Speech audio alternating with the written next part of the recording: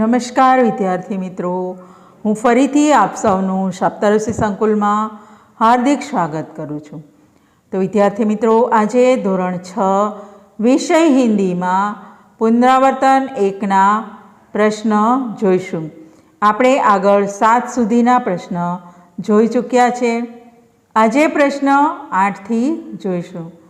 તો 8મો પ્રશ્ન છે, દરેક વિદ્યાર્થી મિત્ર પોતાની પુસ્તક नोटबुक लईने बेसे। नीचे दिए गए चित्र का वर्णन करते हुए 8-10 वाक्य लिखिए।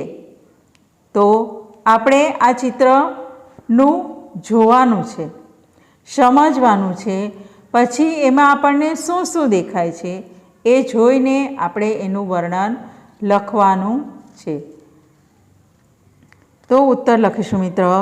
इस चित्र में गांव के नदी घाट का प्रातःकालीन दृश्य दिखाया गया है। पहाड़ के पीछे से सूर्य निकल रहा है। नदी के दोनों किनारे पर बरगद के वृक्ष है। नदी में 3 बतखें तैर रही है। बगुला चांच में मछली पकड़े हुए है। एक लड़का बरगद की जड़ों से झूला झूल रहा है। एक लटकती जड़ पर चिड़िया बैठी झूल रही है। 2 लड़के नदी में तैर रहे हैं। एक खरगोश झाड़ी में छिपा बैठा है। 2 स्त्रियां घाट से लौट रही है। एक के सिर पर 2 घड़े हैं और दूसरे के सिर पर टोकरी में धुले हुए कपड़े हैं। एक स्त्री घाट पर कपड़े धो रही है। एक मंदिर के छज्जे पर मोर बैठा है। मंदिर पर ध्वजा लहरा रही है। मंदिर के बाहर एक यात्री विश्राम कर रहा है। उसके पीछे पानी का घड़ा रखा हुआ है। दूर एक ग्वाला नदी में गाय को पानी पिला रहा है। बरगद के पेड़ पर एक पक्षी घोंसले में अंडों के पास बैठा है।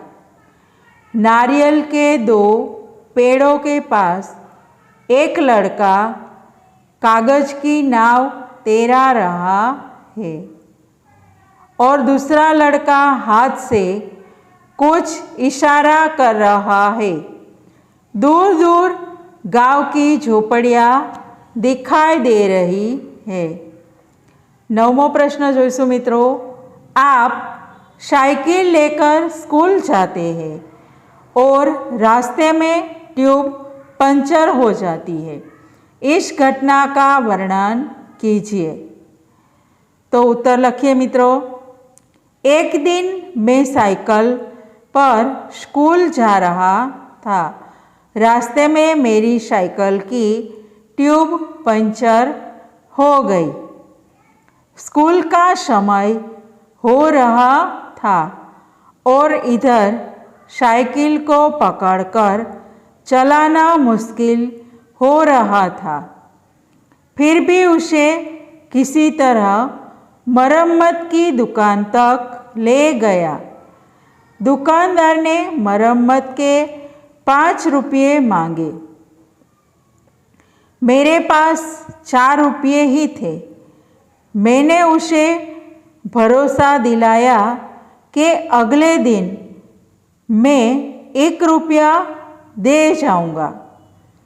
ट्यूब तो ठीक हो गई, लेकिन स्कूल पहुंचने में आधे घंटे की देर हो गई। मैंने वर्ग शिक्षक को सारी घटना सच सच बता दी। वे बोले, आज तो ठीक है, पर परीक्षा के दिन ऐसा हुआ तब क्या करोगे? मैंने कहा, साहब, तब मैं घर से जल्दी निकलूँगा।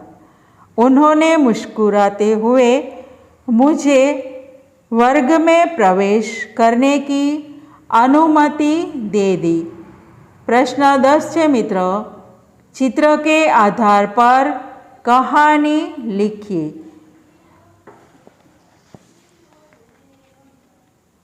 तो मित्रों, अहींया आपने चित्र आपेलू छे 4, एना परथी आपणे कहानी एटले के वार्ता लखवानी छे।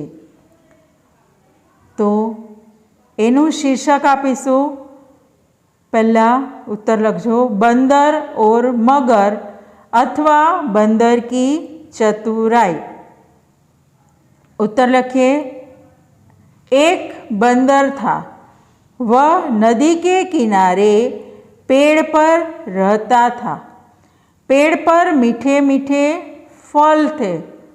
बंदर फल खाता और खुश रहता था। फकरो पाड़ीने लखजो मित्रों। एक दिन एक मगर नदी के किनारे आया। बंदर ने उसे फल खाने के लिए दिए। मगर और बंदर में दोस्ती हो गई।